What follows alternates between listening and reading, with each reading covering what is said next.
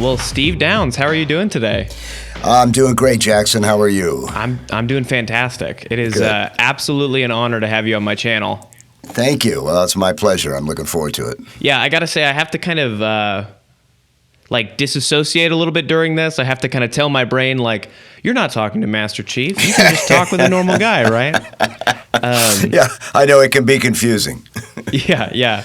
I gotta ask, you said you're in your studio right now. Is this where you have recorded any Master Chief lines before? Not in this particular studio. So we're snowbirds, I believe is the word. We're in Chicago right now, where we are in the summertime, and then we have a house in Sarasota where we are in the wintertime. And and we have studios in both houses, but this particular room, I've never done any Halo work in. The studio in Florida, I did about half of Infinite in that studio, so I have done quite a bit there, but not in this particular room. Okay, well, cool. Well, I want to go ahead and get started. My first question might be a little bit offbeat, but I'm curious how it hits you. I know that voice acting, especially video game voice acting, was not your intended career, and I was curious how you think you would have reacted as a kid or a teenager if someone tried to explain to you what your job would have been when you were older. Oh man, well, realistically, disbelief. I never thought in my wildest dreams and biggest fantasies in terms of voice acting that this would happen. So I think my initial reaction would have been, you got to be kidding me. But I mean, because it would have been, as a young lad, it would have been a kind of the ultimate fantasy coming true. And even though we all have dreams and fantasies, there's some part of you that doesn't really think it's going to work out that way. Right. So I think that would have been my reaction, that just disbelief. Yeah. What was the main kind of career you were hoping for or looking towards as you were growing up?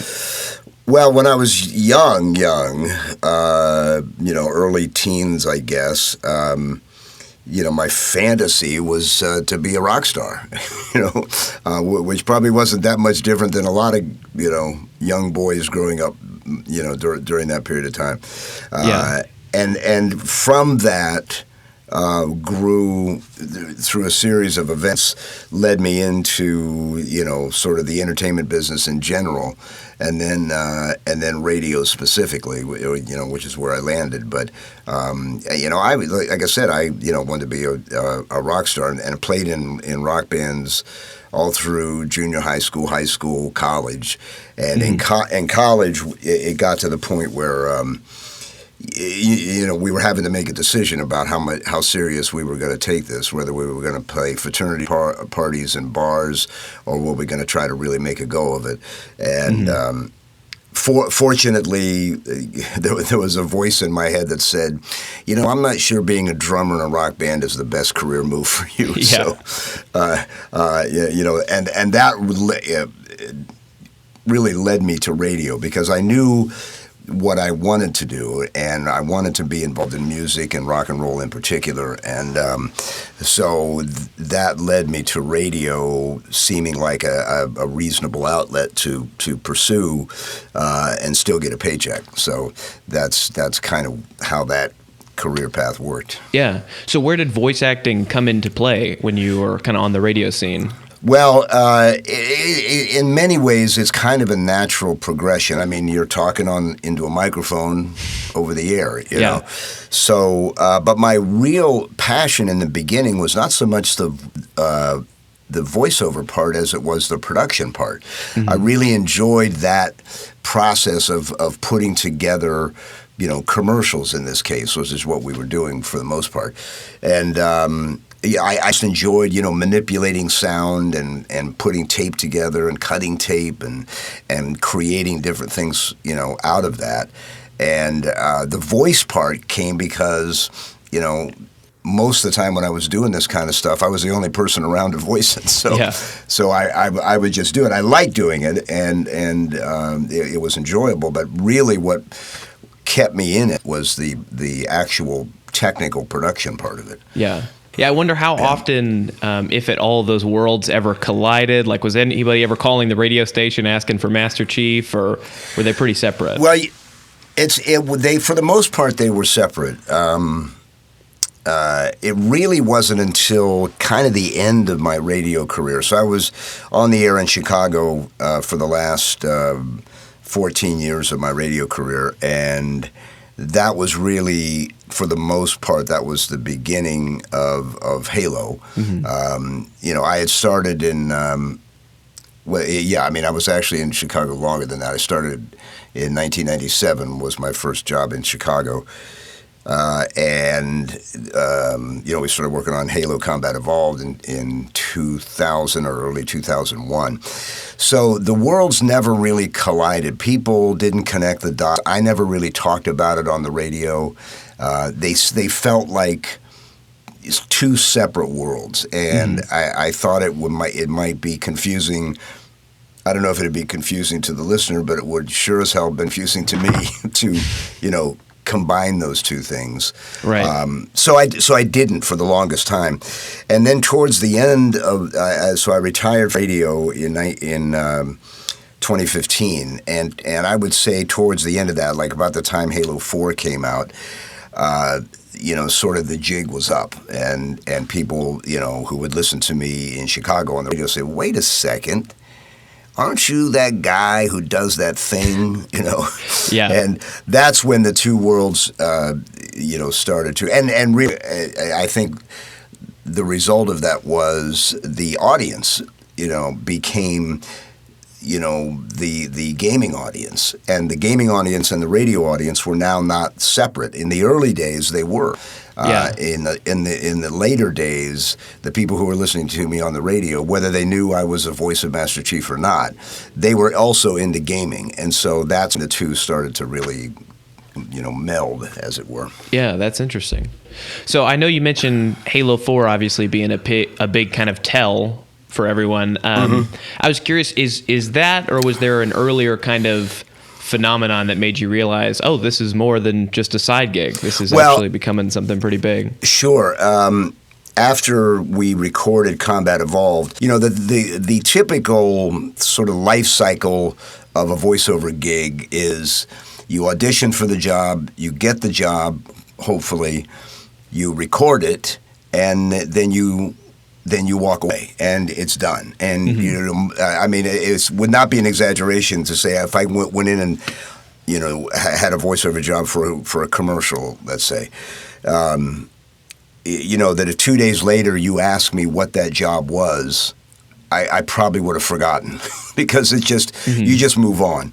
And that was the case in Halo, especially compounded by the fact that I was not a gamer. I didn't live in that world. I had no. The only video game I ever played with any consistency was Pong. So, if that dates me, but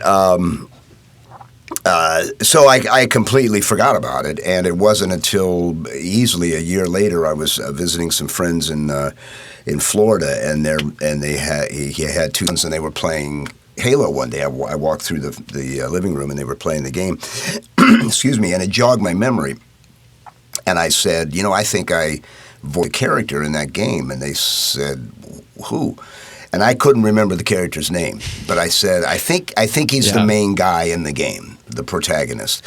And they said, Master Chief? And I said, yeah, it was Master Chief. Within 20 minutes, every kid in the neighborhood had come to their house with an Xbox or a copy of Halo or something and wanted me to sign it. And that was that was the epiphany that wow, this is something much, much larger than I ever could have imagined. And that was my first inkling of it, yeah. Yeah, so after that and realizing it's getting bigger, and as the game evolved, did your preparation for the role change at all? Oh, absolutely. When we did the first one, Marty O'Donnell, who was who you've interviewed, I believe, and Marty and I, he's the one that got me that cast me in the role. So when I went in to do it, he had no visual reference at that time for me to look at. So I really didn't know what he looked like, other than what Marty would tell me. And he, so we started talking about the Halo universe, and Master Chief's role in it, and the best reference he could give me was that he said, think of Clint Eastwood when Clint Eastwood was doing the spaghetti westerns, for a fistful of dollars and all that. He was a character who didn't speak much, but when he did, somebody usually got killed. So that's your launching point for Master Chief. So that's where I started with the character. My interpretation of Master Chief changed over the years. I went from kind of mimicking Clint Eastwood the best I could to the Chief finding his own voice apart from that initial reference. And I mean, to me, I can hear it when I go back and watch the cutscenes in Combat Evolved or Halo 2. I hear the sort of the Clint Eastwood connection. But when you go to 3 and certainly 4 and beyond, that's faded into the background, and now he has his own identity. So yes, the more I did it, the more he became a fully formed person, if you will, and not just this mysterious super soldier. Yeah. There was a human being inside that armor. So that became more and more evident the more I did it. Yeah. Well, so I know that you have read some excerpts. I don't know if you've read a full audiobook, but I know you've read some excerpts from some of the Halo books. Yes. Obviously, you've gotten more involved with the community over time, and I was curious what the process looked like for you when you started getting to understand the story. Like in the beginning, you said, I walked in, didn't really know much about what he even looked like to this point. Well, I read The Fall of Reach, which was a huge eye-opener in terms of the backstory of Master Chief, the development of the Spartan program, the situation humanity found itself in that required a character like Master Chief. So that book and some of the subsequent literature really helped flesh this thing out for me, and that's really where he started to become more fully formed to me. Yeah.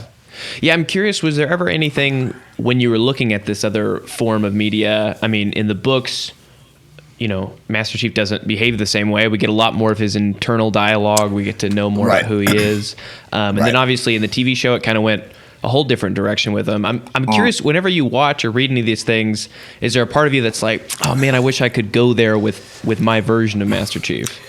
Well, of course. The TV show in particular, I did voice the Chief for the Fall of Reach animated. It wasn't really a series. It was a one-off.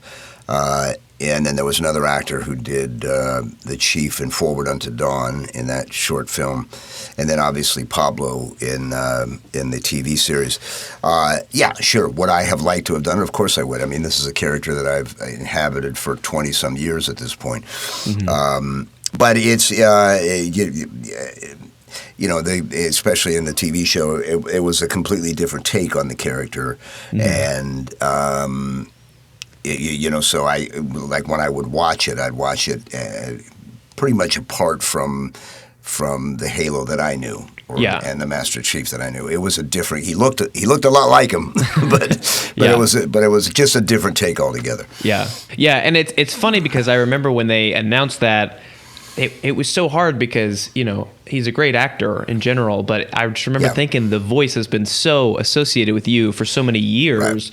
It's going to take a major mental shift to get used to that. Yeah, I think from from what people have told me and stuff that I've read, that was a stumbling block. You're right. It would take some adjustment, and like I said, and they did wasted no time in revealing the face of Master Chief in the TV series in the very first 10 minutes of the first episode. So again, it was a different way to approach it. In retrospect, and it's just been announced within the last day or two that the series is canceled, and unless some other service picks it up, that'll be the end of that series.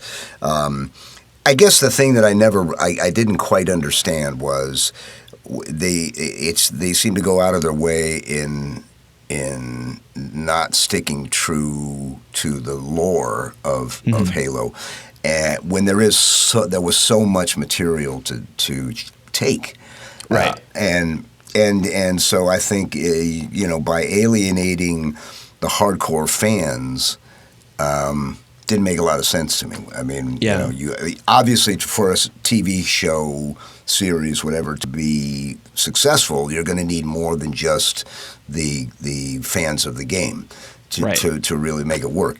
But I don't know why you want to piss them off, right in the beginning. I didn't really I didn't understand that, but right. Well, I think it's hard. I mean, if you're coming from. If you're a producer and you haven't played the games and you kind of don't understand that world, I mean, sometimes changing the source material entirely works. Like Guardians of the Galaxy, the original comics were nothing like the movies ended up being, and that worked great. But the difference was with Halo, there's so many people that have been kind of follow. Like Halo wasn't some random indie thing they were picking from the 80s that was lost to time or anything. Right.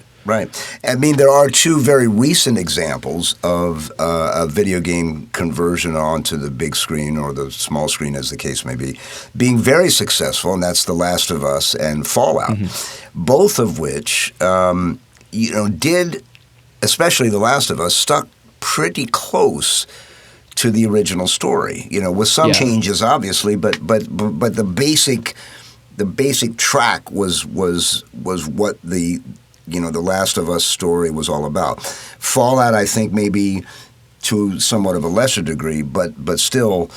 And the point is, because I never played The Last of Us or Fallout, but I loved both those TV shows. So you could get somebody like me who has no familiarity with the story whatsoever and loved it, and then I would talk to people who were avid Last of Us gamers or Fallout gamers who also loved it. So it can be done, I guess, is the point.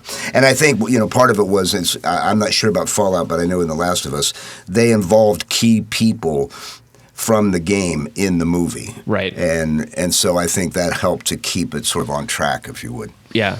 Well, and some of Halo is a little bit difficult because we've had like different eras of Halo. The Bungie Halos sort of stand alone in my head as a very specific feel to them versus the 343 Halos. And so if you're adapting it, you've already got to look at two different things.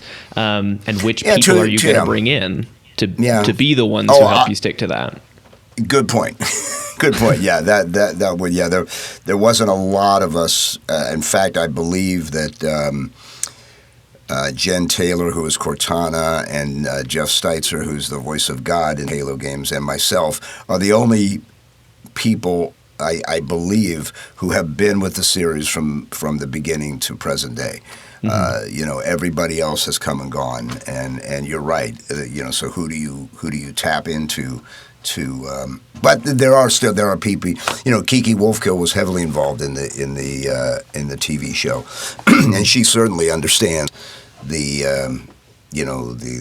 story and the canon of Halo. So it wasn't like they were divorced of people who were involved in the game. But you take a shot. You got to go, I guess, with your best instinct, and that was theirs. Yeah, I think of the Big Lebowski. Sometimes you eat the bar, and sometimes the bar eats you. But sometimes the bar hits you. That's right. I will say though, I mean, for all of the fan backlash with the show, there were so many elements of it where when you would watch it, just seeing the fights from the games played out in live action, you're like, wow, see, this could work. It's this thing that we had thought for so long. Yeah, well, there was no doubt that the special effects were amazing, and I also think that the actors in the show, almost all to a person were excellent, and of course using Jen as the voice of Cortana was a way call. To. Well, yeah, and by the way, was not the original call.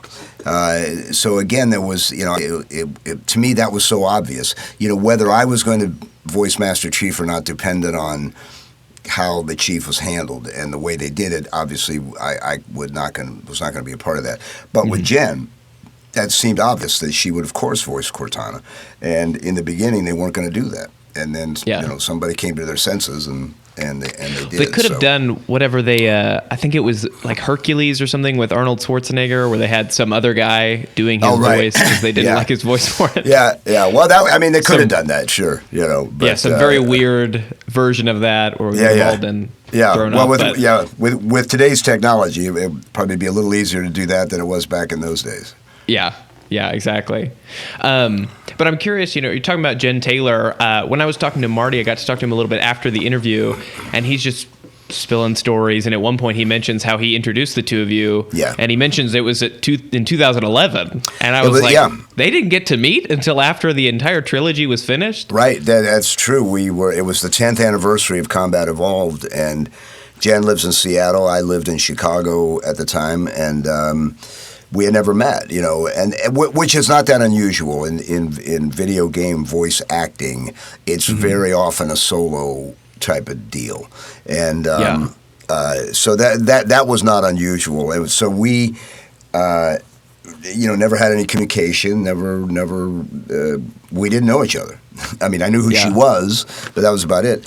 And then there was a big convention in Seattle, and Microsoft had a display there, and they were honoring the 10th anniversary of the game. They invited me and several other, Pete Stacker, who was I believe Captain Keys, and Tim Dadaba, who was Guilty Spark, Jen, of course, a lot of key people, and we all got together. We did a panel. But yeah, it was the first time that Jen and I met, and when it happened, Jen literally jumped into my arms and said, "Finally, somebody who gets it." Yeah. And because we had been, she had been going through a similar experience on her end, and without anybody really to be able to relate to it, and I as well. So, and we've since become very good friends. I see her. In fact, we'll be at. I can do a plug here. We're going to be at San Diego Comic-Con. Next Thursday, Friday, Saturday, and Sunday. I was about to say, I saw you announce that, and I think that'll probably be exactly when this comes out. Oh, fantastic. Oh, good. I can do a big plug. We'll be at San Diego Comic-Con at the $7 a pop booth Thursday through Sunday. Jen and I will both be there signing autographs and all that. So, and we've done quite a few of those things over the years, and so we've become really good friends, and it's been fun to be able to share the journey with somebody. We've been to Australia, we've been to New Zealand, Ireland, London, Canada, all over the place.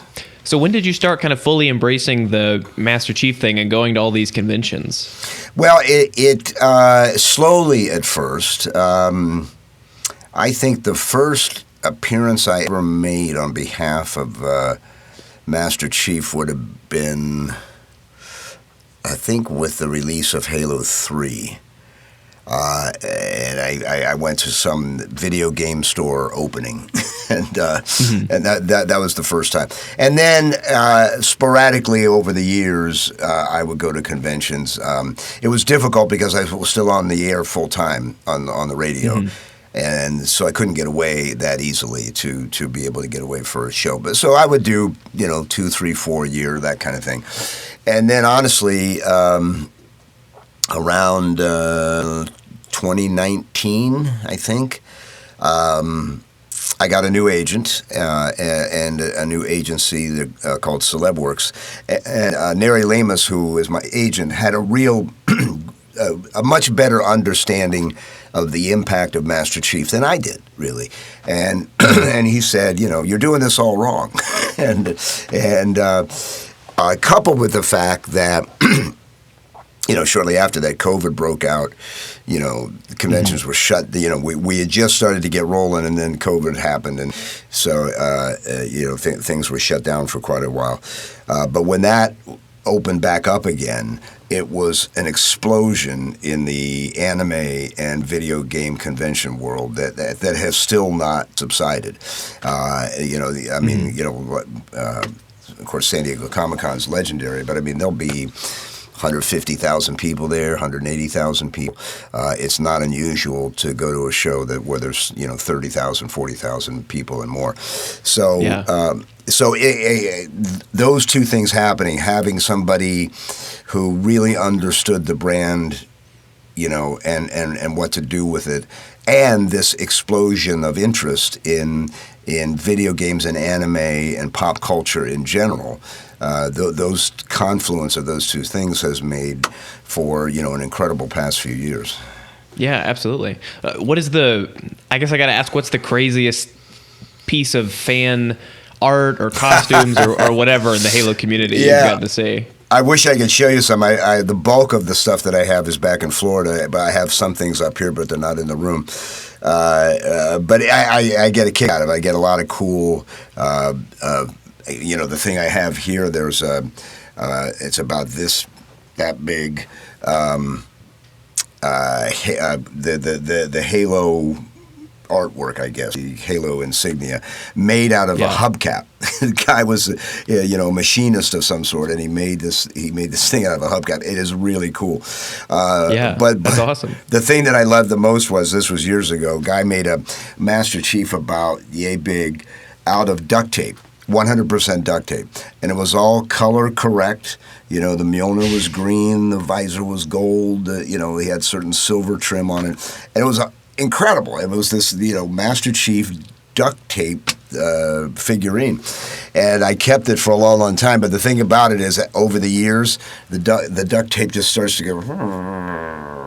so yeah, that's too bad. I had it about 3 or 4 years, and finally it was just this blob of green duct tape. So it didn't fare too well over time. But there's been a lot of cool things, a lot of artwork that people have given me, and also some very sort of heartfelt notes. They want to be able to express how much the character meant to them in certain periods of their life, and sometimes we'll have that conversation if I'm at a show, and then sometimes they're not comfortable with that, so they'll slip me a letter or whatever, and that's very moving, and does really in a way inform me of the impact of the character.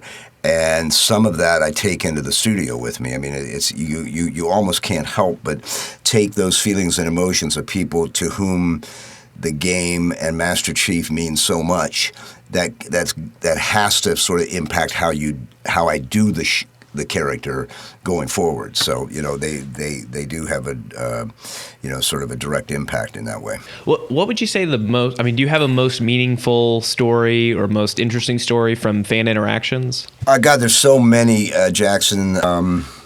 It's hard to signal out one. The one that comes to mind. And this was quite a few years ago. It was a small show in Little Rock, Bentonville, Arkansas.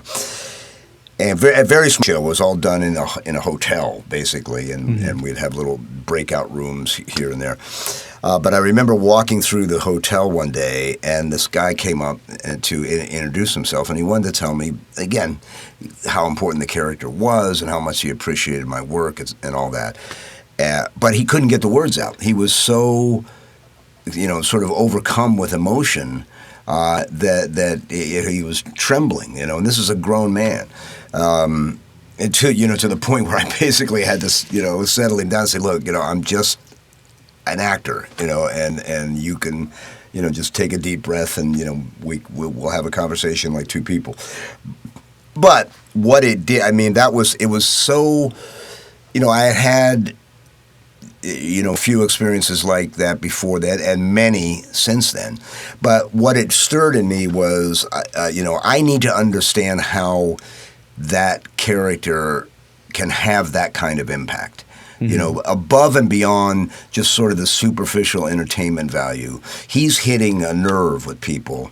And I need to tap into that, and I need to sort of be able to relate to it in my own life, and because like I said, I wasn't a video game player, I couldn't do it on that level. And what I did, this is going back to the music end of it, is I thought of when the Beatles first came out, and the Beatles first appeared on Ed Sullivan, which is now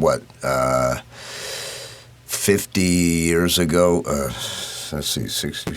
70, 80, 90, 60 years ago, something like that. Anyway, 60 years ago this year. And that had such an impact on me as a 13-year-old kid at time, that it changed my life. It changed my life in every way an event can change one's life, from the way I saw the world, the way I saw myself, the way my career path, it was dictated indirectly, by that event.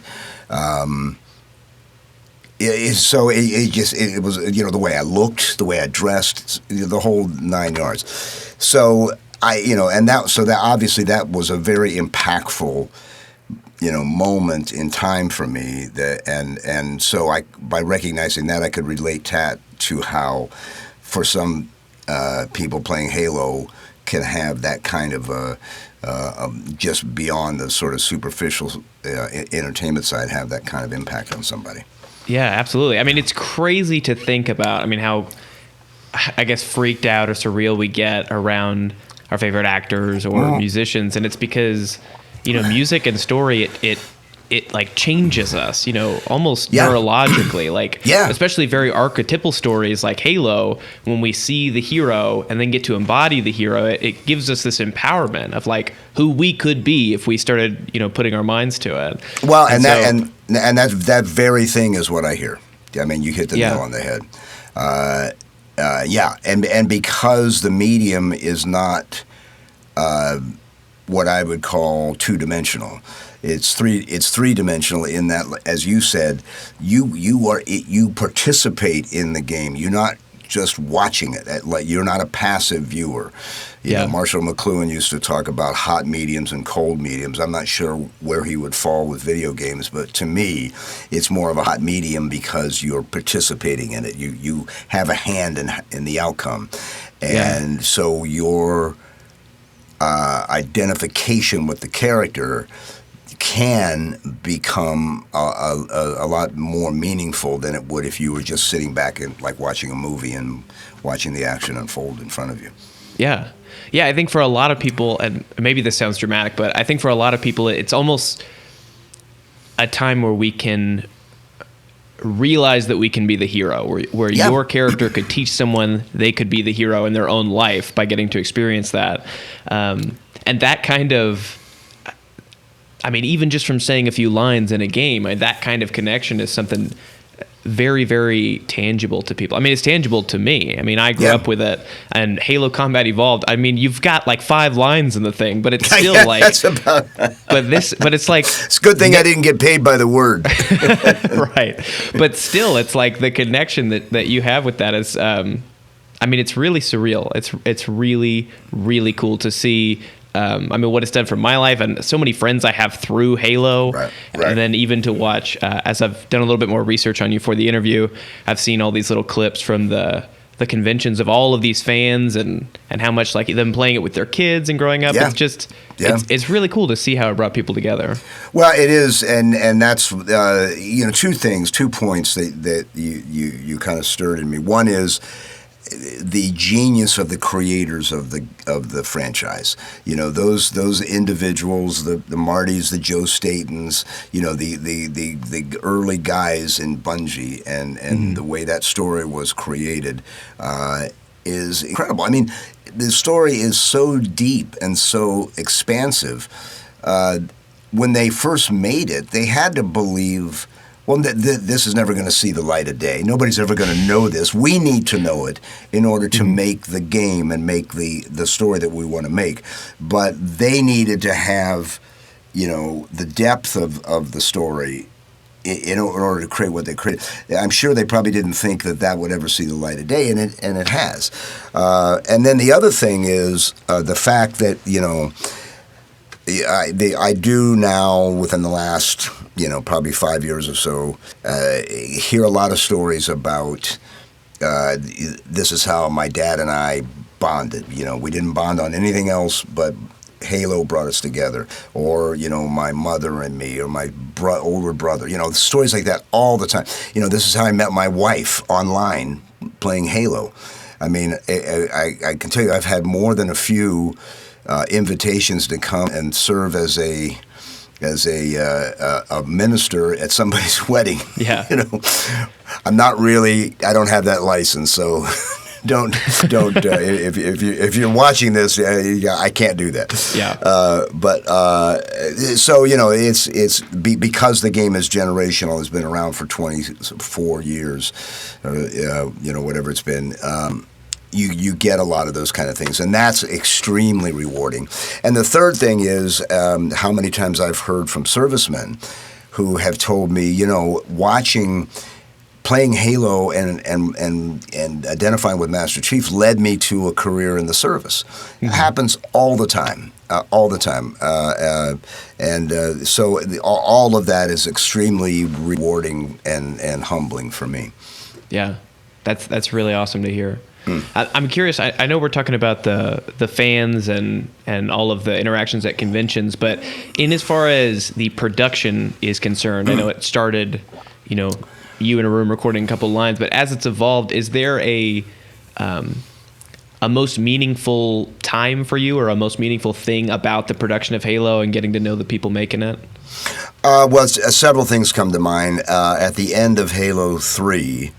I knew that was the end, of at the very least participation in the game, if not the game itself. So I have a vivid memory of working with Marty in the studio for that one last time, and thinking, wow, this has been a great chapter for me over these whatever it had been, 6, 7, 8 years.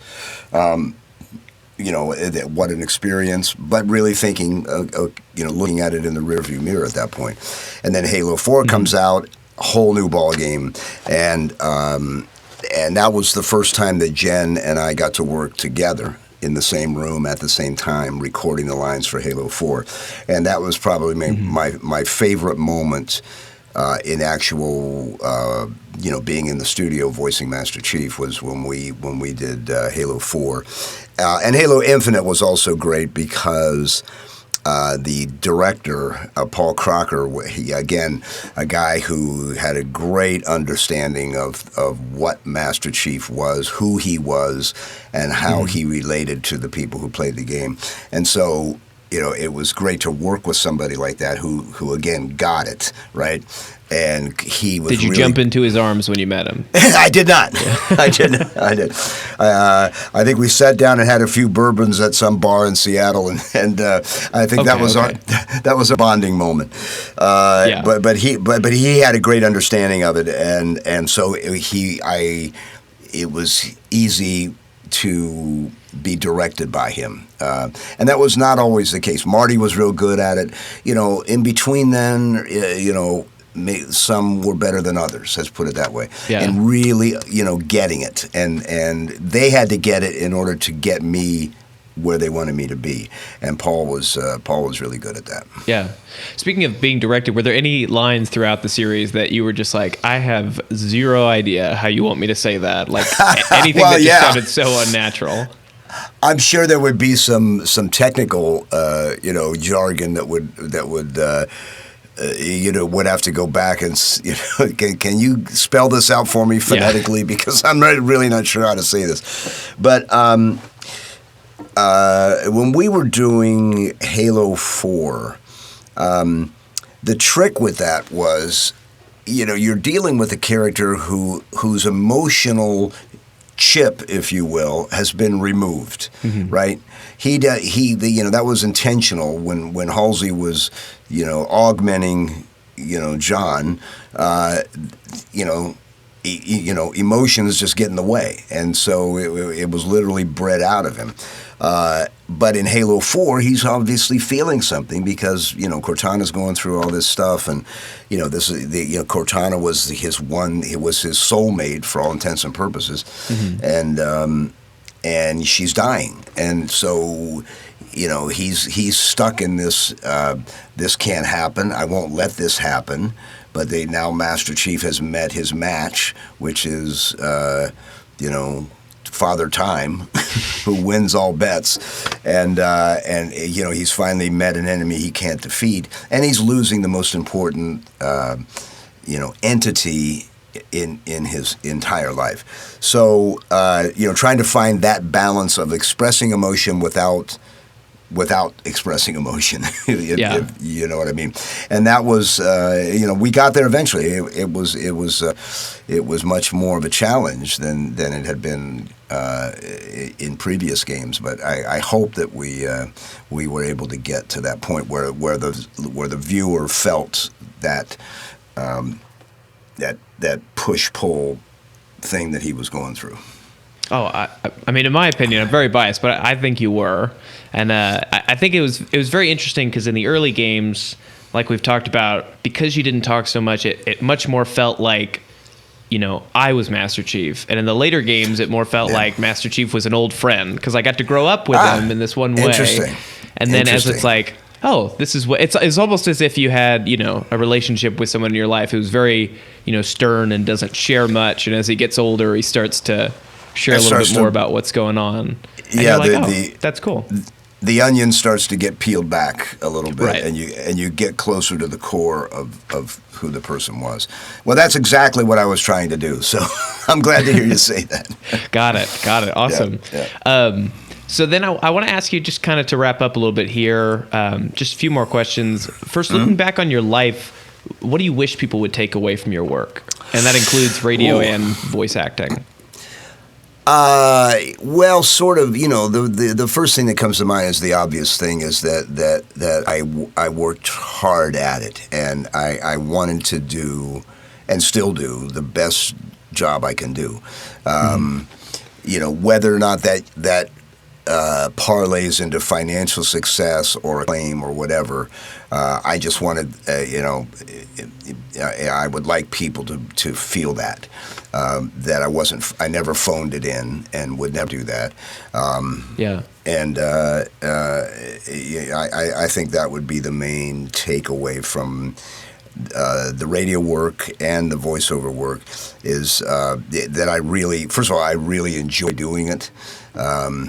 And that I would give it everything that I had to try to make something that's worth watching, listening to, whatever it might be.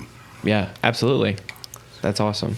And then what advice would you give to someone who came to you saying, "Man, I want to mimic you. I want to have your career." I think of you and Casey Kasem when I think of these disc jockeys and the kind of famous voice acting. And so it's a very specific thing. But what advice would you give to him? Yeah, well, I think, it's funny. Up until very recently, I used to say, follow your passion. Mm-hmm. And it's not that I don't believe that anymore, but I was listening to a podcast with a guy, his name is Scott Galloway, and he's does a lot of tech podcasts and business podcasts and some political stuff too. But his advice made me sort of rethink that. In that instead of following your passion, follow your talent, and it makes a lot of sense because,